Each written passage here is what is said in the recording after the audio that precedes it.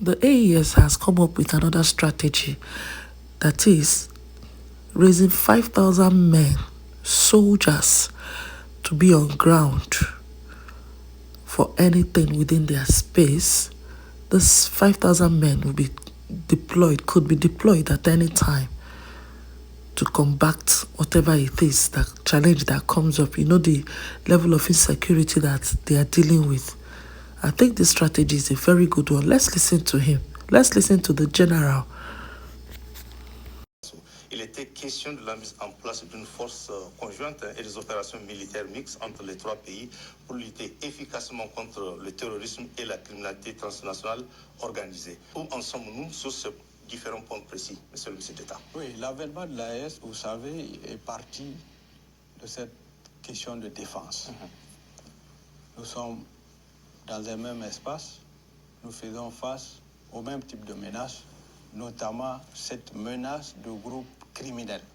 Il fallait mutualiser nos efforts. Parce que lorsque vous avez un terroriste qui quitte un pays pour aller dans l'autre, quand il est pourchassé, vous ne pouvez pas être en sécurité. Oui, ça c'est sûr.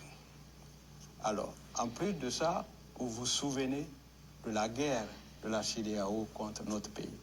N'eût été la prise de position du Burkina Faso et du Mali, ces pays allaient nous agresser.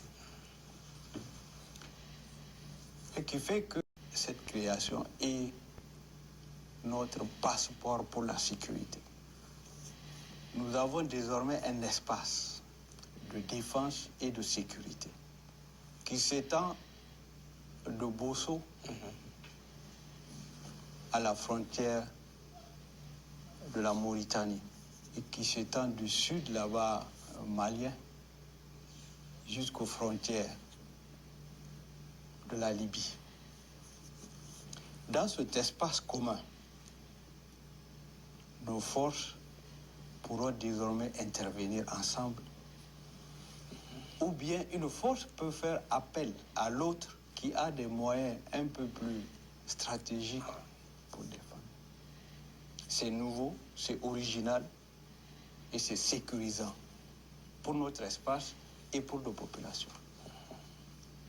Donc, l'Alliance des États du Sahel, dans son opérationnalisation, le volet défense a déjà travaillé et mis en place un certain nombre de planifications, notamment au niveau des forces armées des trois pays.